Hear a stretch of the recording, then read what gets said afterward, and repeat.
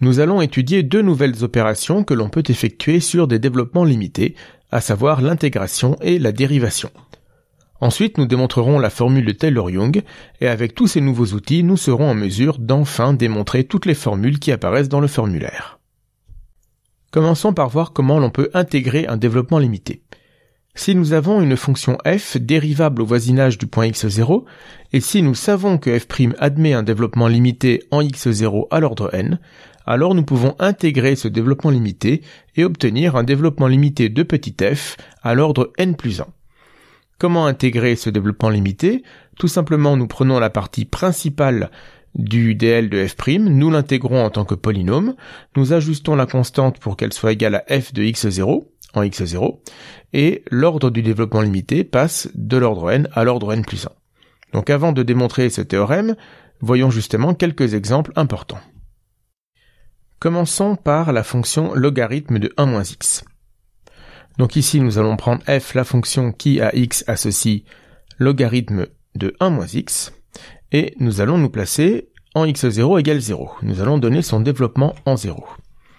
Nous connaissons la fonction f', c'est la fonction qui à x associe 1 sur 1 moins x. Or, nous savons que cette fonction f' admet un développement limité en 0. f' de x, quand x tend vers 0, est égal à moins 1 plus x plus x2, et nous savons, nous l'avons démontré, nous pouvons aller ainsi jusqu'à tout ordre, donc en particulier jusqu'à l'ordre n. Donc ce que nous indique le théorème, c'est que pour obtenir un développement limité de f de x, nous n'avons plus qu'à intégrer cette partie-là. Alors, nous savons que f en 0 vaut 0, donc la constante va être nulle, et ensuite nous primitivons le développement limité de f'. Ce qui nous donne cette fonction-là, nous allons jusqu'à une primitive du dernier terme x puissance n, et nous n'avons plus qu'à rajouter le reste, un petit o de xn plus 1. Donc tout ceci bien sûr quand x tend vers 0. Finalement, nous avons montré le résultat suivant. Logarithme de 1 moins x lorsque x tend vers 0 est égal à moins la somme pour k allant de 1 à n dx puissance k sur k plus un petit o de xn. Nous avons démontré cette formule à tout ordre. C'est donc la deuxième formule du formulaire que nous démontrons précisément. Et de cette manière, en partant de développements limités connus, nous pouvons en obtenir beaucoup d'autres. Par exemple, nous pouvons donner le développement limité de la fonction 1 sur 1 plus x à l'ordre n-1.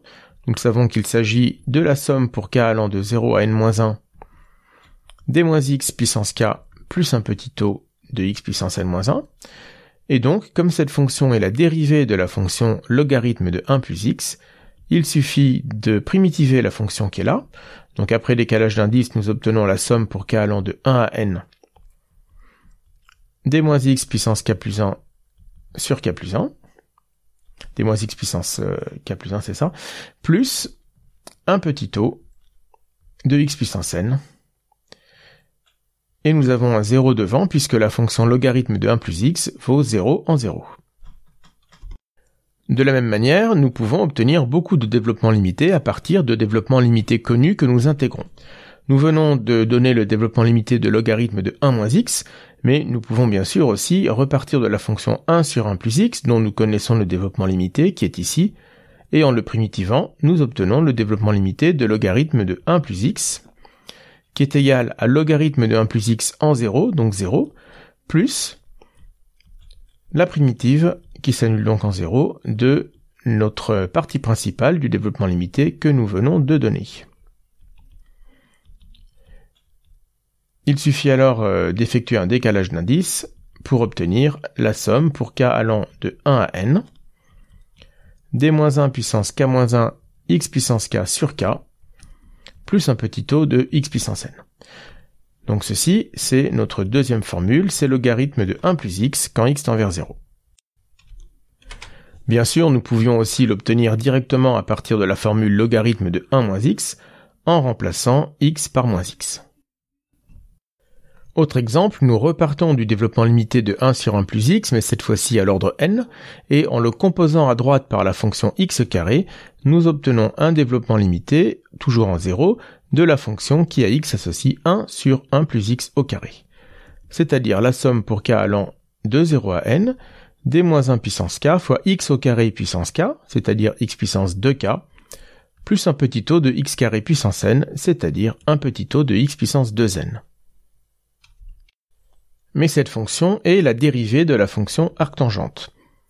Donc la fonction arctangente x admet un développement limité à l'ordre 2n plus 1, que nous obtenons en lui rajoutant d'abord comme constante arctangente de 0, c'est-à-dire 0, plus ensuite une primitive donc qui s'annule en 0, de tous les termes du développement limité précédent, c'est-à-dire la somme pour k allant de 0 à n des moins 1 puissance k, fois x puissance 2k plus 1 sur 2k plus 1, plus un petit taux de x puissance 2n plus 1. Et là encore, il est bien normal que nous n'ayons que des puissances impaires puisque la fonction arctangente est paire. Nous avons donc réussi à calculer un développement limité d'arctangente à tout ordre. Donc nous avons déjà démontré 3 nouvelles formules qui apparaissent dans le formulaire. Alors il va maintenant falloir démontrer ce résultat, puisque pour l'instant nous avons juste donné des exemples, mais nous n'avons pas donné la démonstration. Pour alléger les notations de la démonstration, nous allons démontrer le résultat dans le cas où x0 est égal à 0, ce qui évite d'avoir à écrire des polynômes en x moins x0, et nous n'aurons que des polynômes en x. Donc, si nous supposons que f' admet un développement limité d'ordre n en 0, eh bien nous avons f' de x qui s'écrit sous la forme a0 plus a1x jusqu'à a(n)xn plus un petit taux de xn lorsque x tend vers 0. Ce que nous voulons montrer, c'est ce qu'annonce l'énoncé du théorème, c'est que f de x est égal à f de 0 plus a0x plus tous les termes primitivés à partir du dl de f', donc le dernier terme sera an x puissance n plus 1 sur n plus 1, plus un petit taux de xn plus 1. Ceci, c'est équivalent à dire, si nous passons tous les termes à gauche sauf le petit taux, c'est équivalent à dire que f de x moins f de 0 moins a0x et ainsi de suite, jusqu'à an xn plus 1 sur n plus 1, est égal à un petit taux de xn plus 1. C'est pourquoi nous allons poser la fonction grand F égale à tout ceci. Ceci, nous allons l'appeler grand F de x. Et l'objectif est donc de montrer que grand F de x est un petit taux de xn plus 1. Nous pouvons commencer déjà par dériver grand F. Grand F' de x est égal à petit f' de x moins a0 moins a1x, donc on refait le chemin en sens inverse, jusqu'à an puissance fois xn, pardon. Et nous savons que ceci est un petit taux de xn, par hypothèse, tout simplement parce que le développement limité que nous allons appeler étoile de f' figure ici en rose. Donc ici, nous avons ce résultat grâce à la ligne étoile. Maintenant, dans l'énoncé du théorème, nous avons supposé que petit f était continu et dérivable au voisinage de 0. Nous pouvons donc appliquer le théorème des accroissements finis à la fonction grand f, puisqu'elle aussi va être continue et dérivable au voisinage de 0. Et nous allons appliquer ce théorème des accroissements finis entre 0 et x. Cela signifie qu'il existe un élément y dans l'intervalle 0x, tel que grand f de x moins grand f de 0 est égal à f' de y fois x moins 0. Alors nous allons remarquer deux choses. Premièrement, si nous calculons grand f de 0, nous voyons que nous obtenons 0. Et d'autre part, comme y est strictement compris entre 0 et x, eh bien, il existe une constante θx strictement comprise entre 0 et 1, telle que y est égal à θx fois x. Ce qui nous donne grand f de x est égal à f' de θx x fois x. Or f', nous savons que c'est un petit taux. Ici, nous avons un petit taux de xn. Donc grand f' de θx fois x est un petit taux de θx puissance n fois x puissance n. Le tout est multiplié par x. Donc c'est un petit taux de θx puissance n fois x puissance n plus 1. Or ici, θx est toujours comprise entre 0 et 1. Donc d'une certaine manière, θx, si nous l'assimilons à une fonction en x, c'est tout de même un grand O de 1, c'est une fonction bornée. Et donc un grand O de 1 fois un petit O de xn plus 1, c'est toujours un petit O de xn plus 1. Tout ceci, bien sûr, en 0. Ce qui évite d'avoir à mettre x tend vers 0 sous tous les signes égaux. C'est exactement ce que nous voulions montrer. Nous avons donc bien montré que f de x était égal à petit f de 0 plus une primitive qui s'annule en 0 de la partie principale du dl de petit f plus un petit O de xn plus 1. Avant de passer au résultat suivant, j'insiste sur un point. Le théorème que nous venons de démontrer comporte deux résultats importants. L'hypothèse est que f' admet un développement limité, mais il y a deux résultats importants. Le premier résultat, c'est que f admet un développement limité.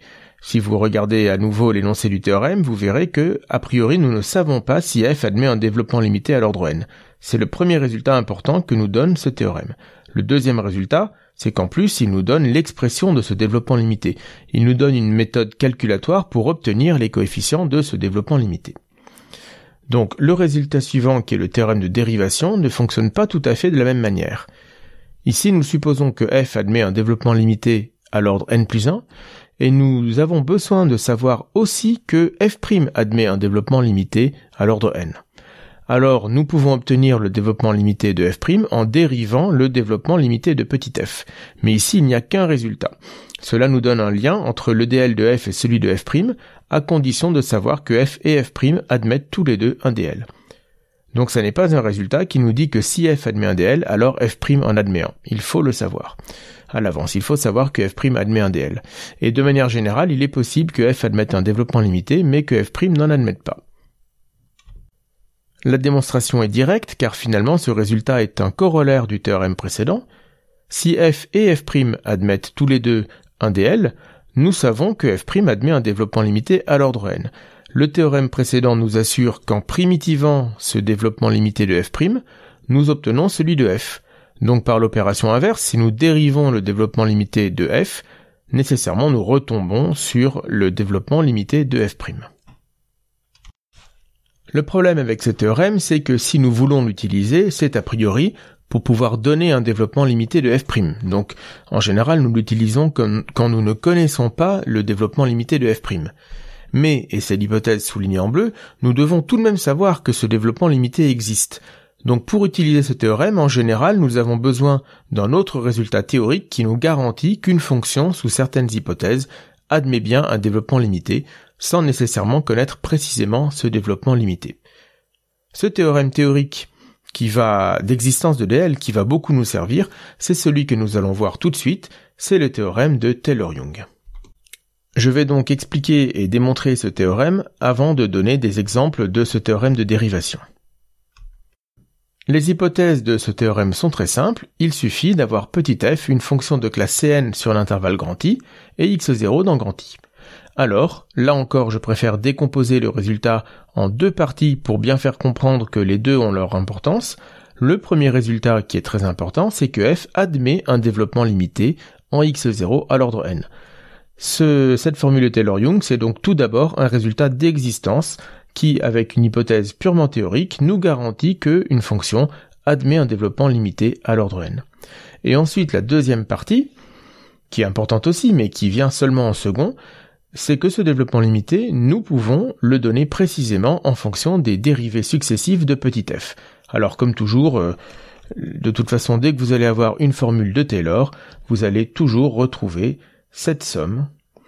Avec ce bloc de Taylor, les dérivées successives de f en un point divisé par factoriel k fois un certain terme à la puissance k. Et d'ailleurs, en général, x0 que vous avez là se retrouve dans le terme x moins x0. Donc toutes les formules de Taylor vont être basées comme ceci.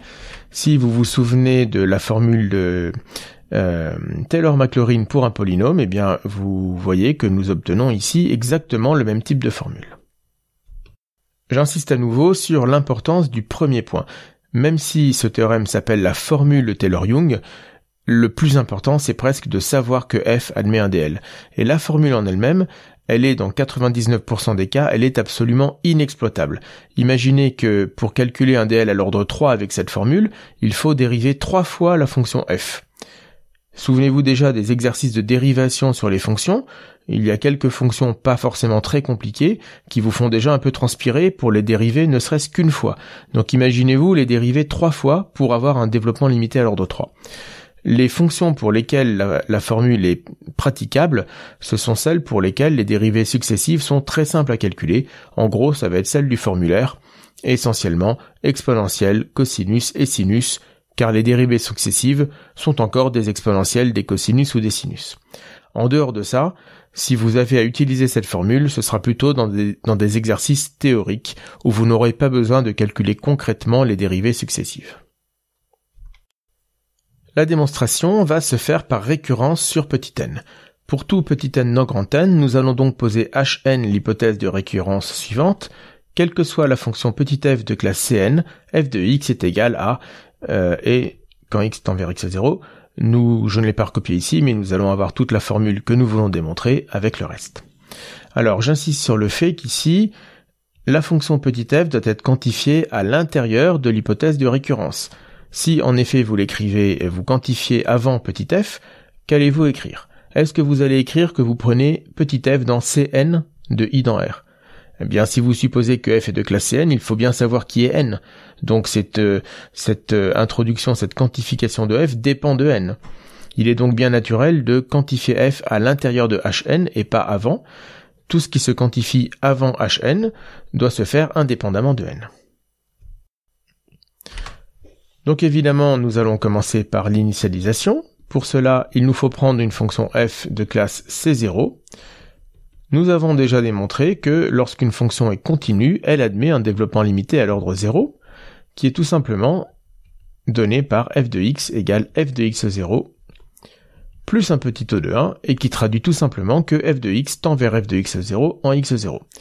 Eh bien, si vous le détaillez, vous vous rendrez compte que f de x0, c'est bien la somme pour k allant de 0 à 0 de f dérivé k fois en x0 sur factoriel k, fois x moins x0 puissance k, et ce petit o de 1, c'est bien un petit o de x moins x0 puissance 0. Donc, h0 est vrai.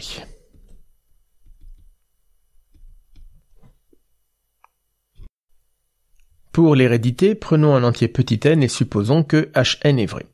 Nous voulons démontrer hn plus 1, et donc, d'après la quantification de petit f soulignée en bleu, il va falloir commencer par choisir une fonction petit f de classe Cn plus 1 de i dans R.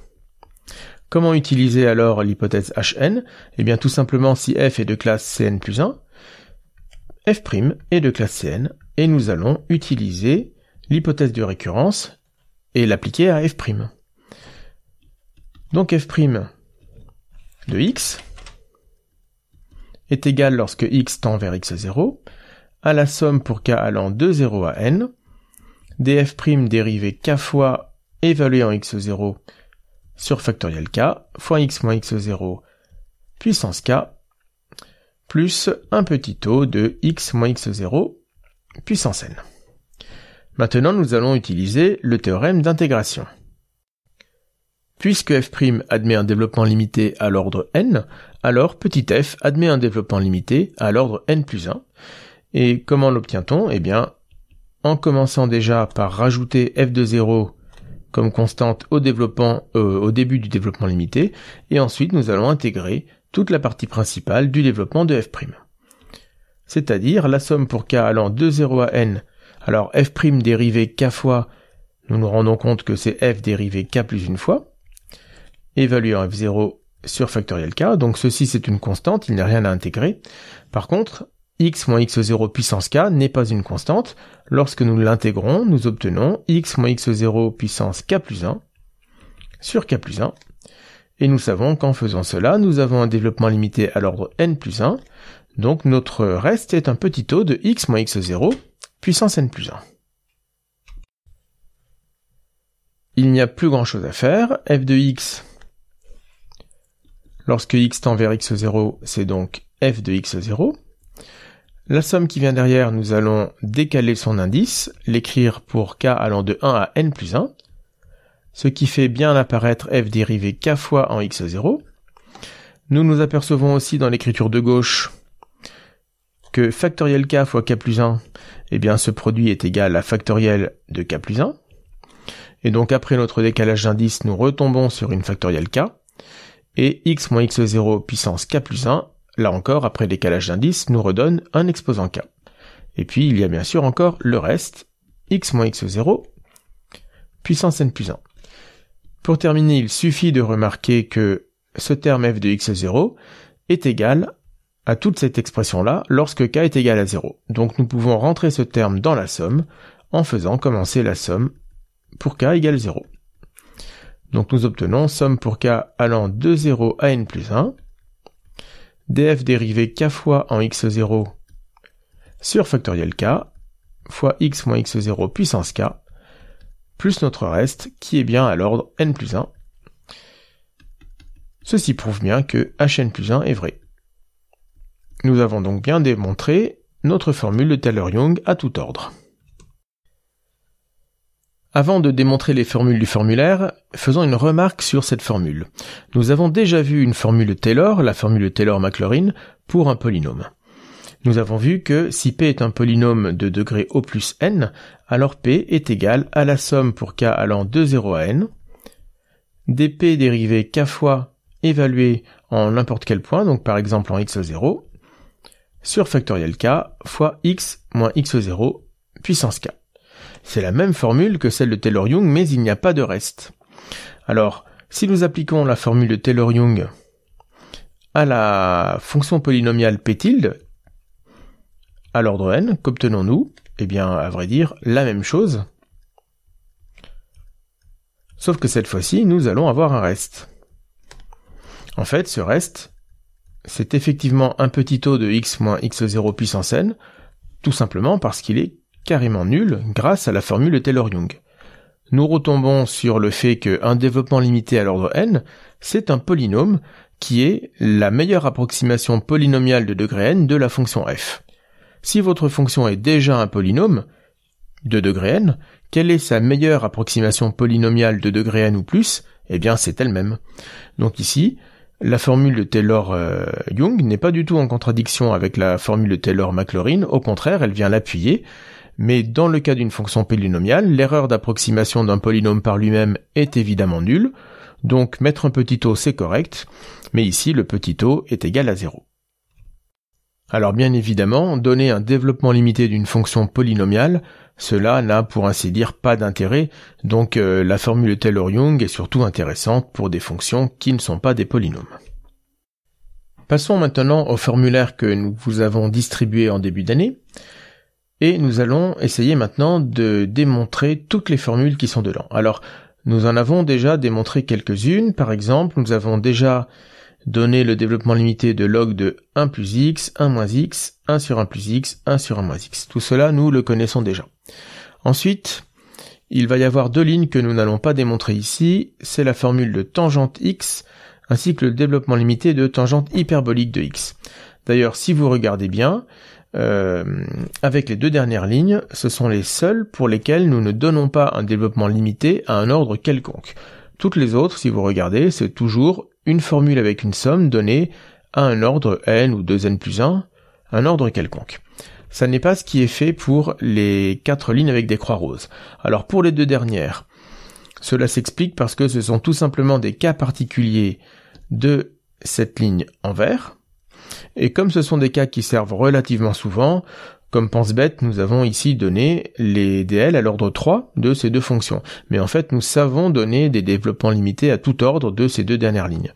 Par contre, pour tangente, donc je vais remettre ces croix en vert, car finalement, elles sont reliées à la fonction 1 plus x puissance 1. Par contre, pour les deux lignes en rose, nous ne savons pas donner de formule générale. Pour donner les DL de tangente et de TH, la méthode de base, on va dire, c'est tout simplement de dire que ces deux tangentes sont des quotients de sinus sur cosinus et d'appliquer les opérations comme nous l'avons vu précédemment dans ce cours.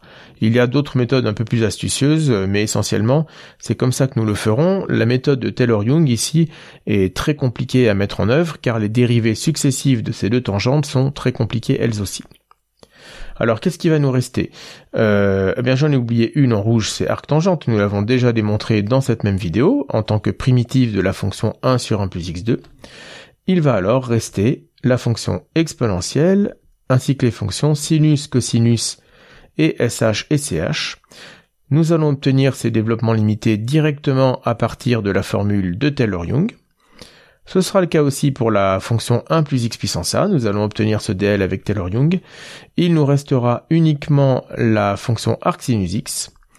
Je ne vais pas traiter ce cas dans cette vidéo.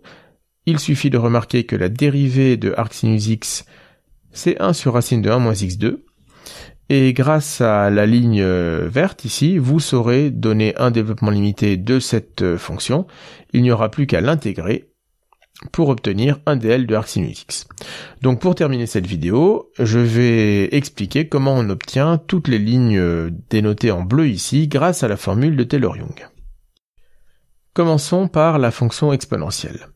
Nous savons que la fonction exponentielle est de classe C infini sur R, donc d'après la formule de Taylor-Young, elle admet un développement limité en tout point et à tout ordre. Ici, nous allons donner le développement limité en 0. D'ailleurs, dans le formulaire page de gauche, toutes les formules sont données en 0.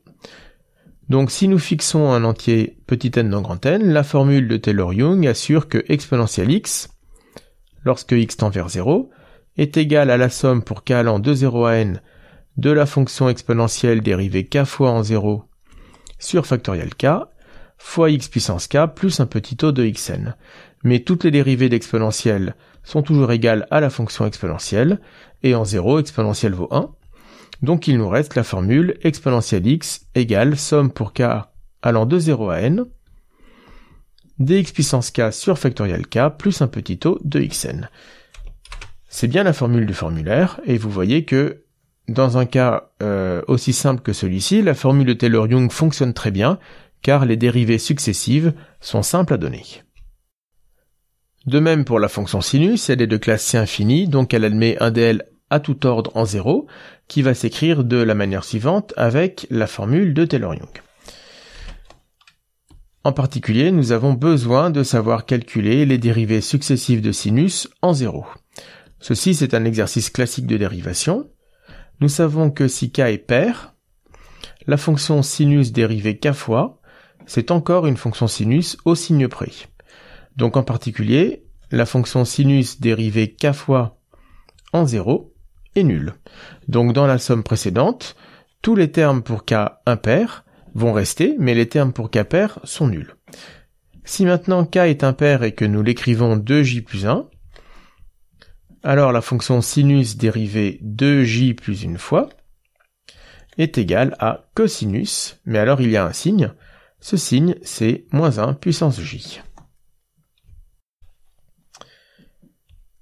Donc, sinus dérivé 2j plus une fois évalué en 0 est égal à moins 1 puissance j. Nous allons donc pouvoir réécrire un tout petit peu différemment la somme de la formule de Taylor-Young en ne gardant que les termes d'indice impair puisque les autres sont nuls.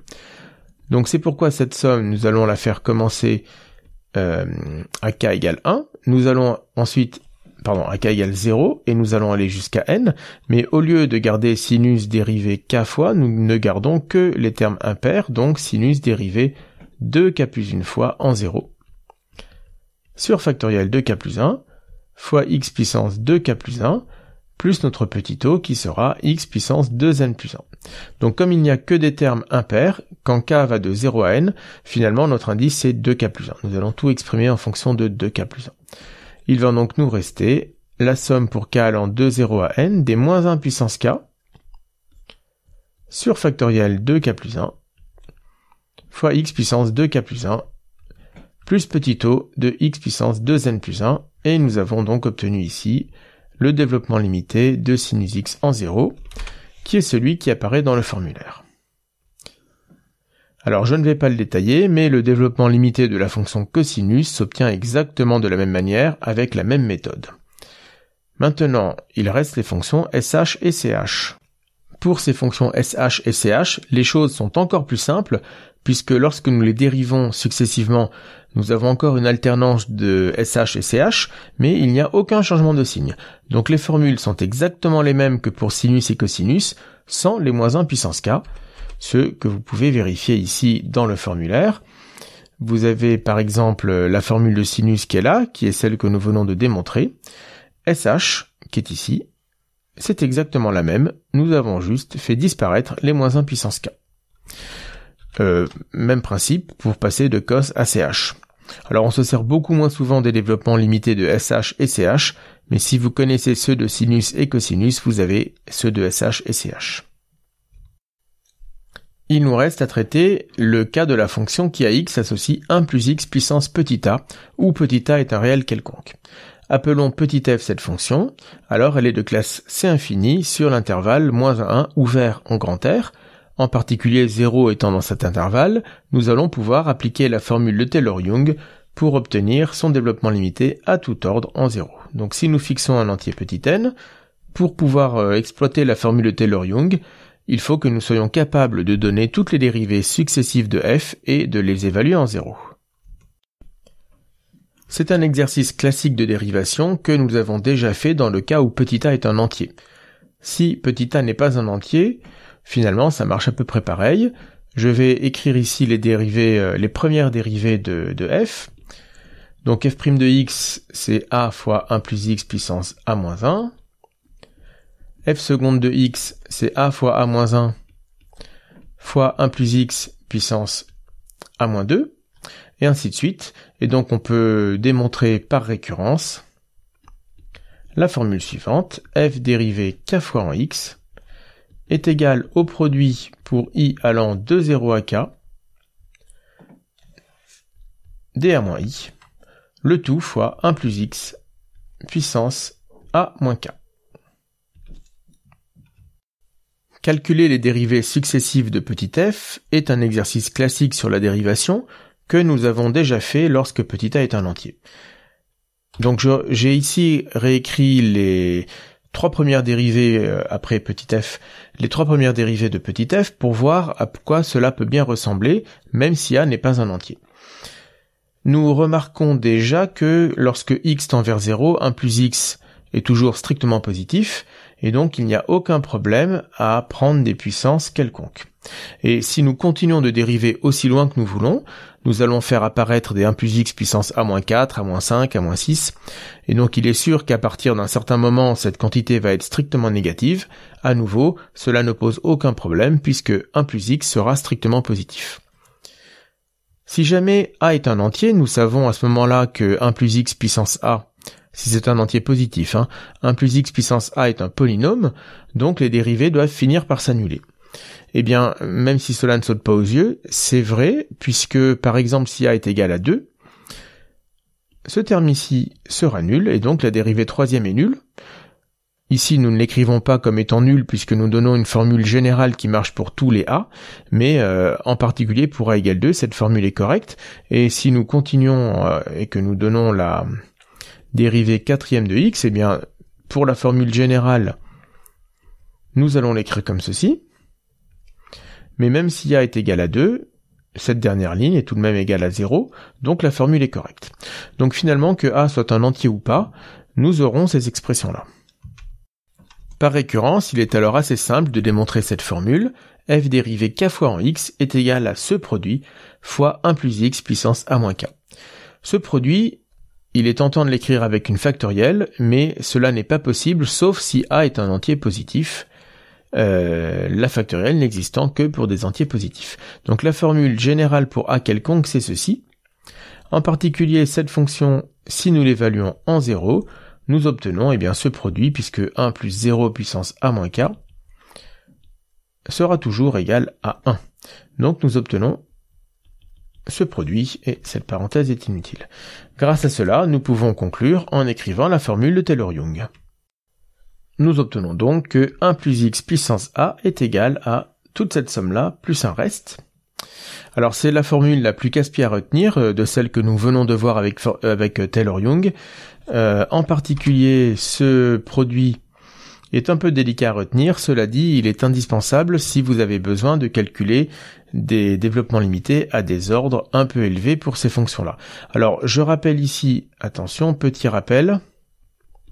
Un produit vide, c'est-à-dire par exemple le produit pour i allant de 0 à moins 1 de qui vous voulez, est toujours égal à 1. Donc en particulier, il n'y a pas de problème pour le bas de la page de gauche, même lorsque k est égal à 0, les différents produits qui sont ici ont un sens et ils sont égaux à 1. Ça c'est le premier point. Et deuxième point, ce qu'il faut de toute façon impérativement connaître, ce sont les deux premiers termes de ce développement limité. Ce développement limité commence toujours par 1, et le terme suivant c'est a fois x, plus un petit o de x. La plupart du temps, quand vous aurez besoin du développement limité de cette fonction, eh bien l'ordre 1, enfin pas la plupart du temps, mais assez souvent, l'ordre 1 va suffire. Donc celui-ci, il faut vraiment le connaître par cœur.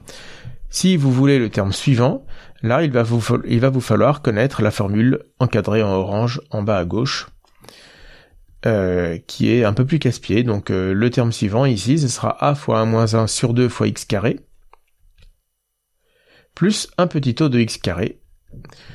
On ne retient pas trop les termes suivants par cœur, il faut à chaque fois se référer à la formule. Nous en avons fini pour cette vidéo, et nous en avons d'ailleurs fini pour la partie théorique des développements limités. Nous les avons définis, nous avons vu comment les manipuler, nous avons démontré toute une liste de formules, et bien dans la fin de ce chapitre, nous allons voir à quoi servent les développements limités et comment nous pouvons les utiliser pour étudier des fonctions.